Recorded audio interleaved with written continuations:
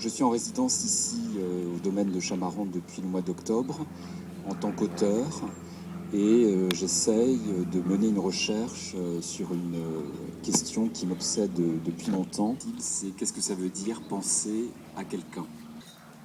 On dit souvent, je ne sais pas, quand on est en voiture avec quelqu'un et que l'autre ne parle pas, la personne conduit, l'autre est véhiculé, il n'y a pas de mots qui sont échangés, on dit mais à quoi tu penses? Souvent, je suis toujours intrigué par quelqu'un qui part comme ça. On dit je suis dans mes pensées. Qu'est-ce que ça veut dire quand on décroche du quotidien, de l'action, et quand on s'isole pour se plonger? On dit qu'on est plongé dans ses pensées. Et en général, quand on est plongé dans ses pensées, quand on pense à quelqu'un. Donc c'est à la fois une situation très, très forte et très paradoxale, puisqu'on est avec les autres, mais on est isolé des autres pour se mettre en relation avec quelqu'un à qui on pense.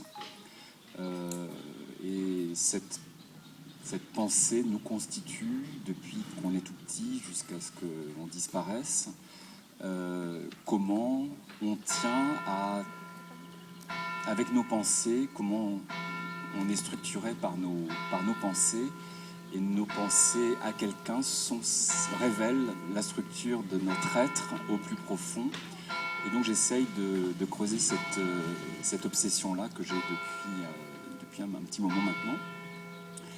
Et alors, vous allez me demander pourquoi ce travail à Chamarande, pourquoi ce questionnement ici. C'est que je me suis appuyé sur le centre d'archives qui est donc situé dans le ventre du château. Il y a, dans les sous-sols du château, il y a 7 ou 8 sous-sols, je crois, qui renferment donc toutes les archives départementales de l'Essonne. Et il y a notamment un fonds de cartes postales, un fonds de 10 000 cartes postales sur lequel je me suis appuyé, que j'ai fouillé, consulté. La carte postale étant le document, me semblait-il, le plus évident, le plus prégnant, le plus simple aussi de la pensée à l'autre. On a tous écrit des cartes postales, peut-être on en écrit moins aujourd'hui à l'heure d'Internet, mais tout de même. Aujourd'hui on envoie des textos, mais on maintient, me semble-t-il, toujours ce réflexe d'envoyer, notamment en vacances, des cartes postales. Donc j'ai consulté ces documents. Ils sont classés par localité, donc de A à Z. Et ce qui est frappant, c'est qu'en fait, la carte postale est née au même moment que la photographie, donc dans les années 1870. Et elles ont été collectées pour constituer un fonds ici à Chamarande pour leur intérêt iconographique. Moi, je ne m'intéresse pas à l'image, je m'intéresse à ce qu'il y a au dos de la carte, c'est-à-dire au texte. Et donc, les 3/4 des cartes postales ont été bel et bien envoyées, adressées, et c'est ce texte-là qui m'intéressait. Donc voilà, j'ai fait tout un travail d'approche de ces textes de cartes postales, et ça va de la correspondance familiale à la correspondance de vacances, la correspondance militaire, beaucoup de jeunes mobilisés qui écrivent à leurs parents et réciproquement, et puis des correspondances amoureuses aussi. Je suis tombé aussi sur des cartes postales qui étaient codées en chiffres, et notamment une carte postale, j'ai pas mis beaucoup de temps à déchiffrer, mais l'expéditeur avait en fait utilisé un code très, très simple à reconnaître. Le A était le chiffre 1, le 2 était le chiffre B, etc. Et il écrivait à une jeune demoiselle qui s'appelle Élise, et régulièrement une série de cartes postales où il dit « Je vous aime et je m'épuise à vous aimer. Est-ce que vous-même vous seriez épuisé, vous épuiserez-vous à m'aimer ?» Et tout ça sont en langage codé. Donc voilà ce que j'essaye de mettre en chantier depuis l'automne dernier. ici. Et ça a donné lieu à toutes sortes d'actions, notamment à l'écriture d'un texte qui s'appelle, dont le... Je sais pas si je vais attendre la fin. Donc voilà, j'ai produit un texte dans le cadre de cette résidence d'écriture qui s'appelle « Qui m'accompagne ».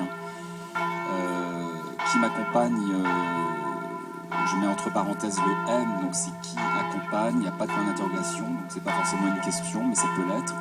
Et c'est un clin d'œil à un texte de Maurice Blanchot qui porte le titre suivant « Celui qui ne m'accompagnait pas ». Et donc ce texte est une succession de fragments qui commencent tous par la formule « Je pense à toi ». Et donc j'ai demandé à Garance de lire des extraits. Donc tout à l'heure nous entendrons ce texte dans la voix de Garance Clavel. Donc il y a la production de ce texte qui s'augmente de semaine en semaine au fur et à mesure de cette résidence. Et puis, comme vous le savez, chaque été est proposée une exposition dans le domaine de Chamarande. Le titre de l'exposition d'été s'intitule « Milieu ». Et donc j'ai été invité à participer à cette exposition. Et donc je suis abrité au sein de l'orangerie qui est devant nous. Et dans cette orangerie, je propose une installation qui réunit différentes contributions. J'ai donc lancé un appel à contribution à différents artistes, à la fois des artistes sonores, des vidéastes, des photographes, des écrivains. Et puis j'ai beaucoup envoyé de cartes postales, j'en ai beaucoup reçu, donc certaines sont exposées, j'ai reçu des lettres. Des films ont été réalisés, donc il y a une installation vidéo, il y a une installation sonore à partir du texte que j'ai écrit, qui a été conçu par un collectif d'artistes new-yorkais qui s'appelle le Soundwalk. Et donc cette installation sonore est diffusée à travers une espèce de nuage d'enceinte au milieu de l'orangerie. Et à partir de tous les documents que j'ai reçus suite à mon appel, on a constitué ce que je peux appeler un journal.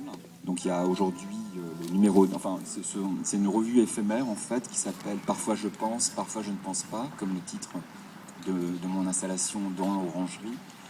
Et donc pour le vernissage de l'expo, on a sorti le premier numéro.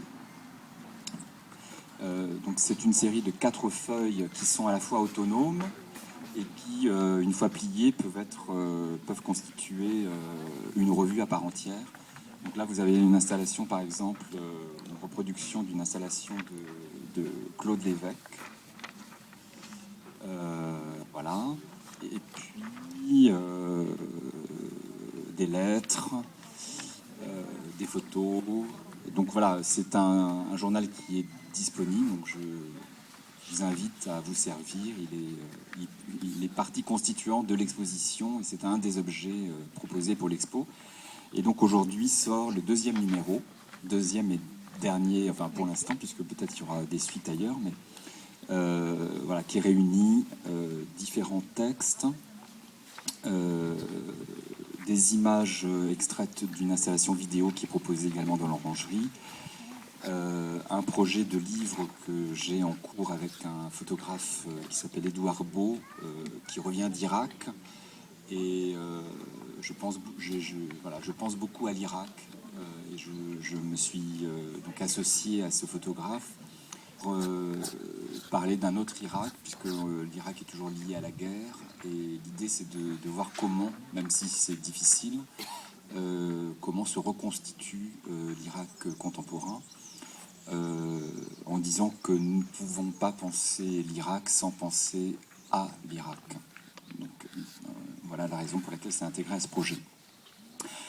Voilà. Ce que je voulais dire aussi, c'est que donc j'ai proposé à Jean-Michel Espitalier de venir nous faire une petite performance un peu improvisée live autour d'un travail qu'il mène sur les célébrités. Donc il nous présentera brièvement la petite installation performance et puis on l'écoutera. Donc, Garance va nous lire deux extraits du texte que j'ai écrit dans le cadre de cette résidence. Et Charles Romasson, suite à mon appel, a écrit un texte qu'il a aussi réalisé sous forme de pièce sonore. Et je vous inviterai donc à ensuite vous diriger en notre compagnie au sein de l'Orangerie pour écouter la pièce sonore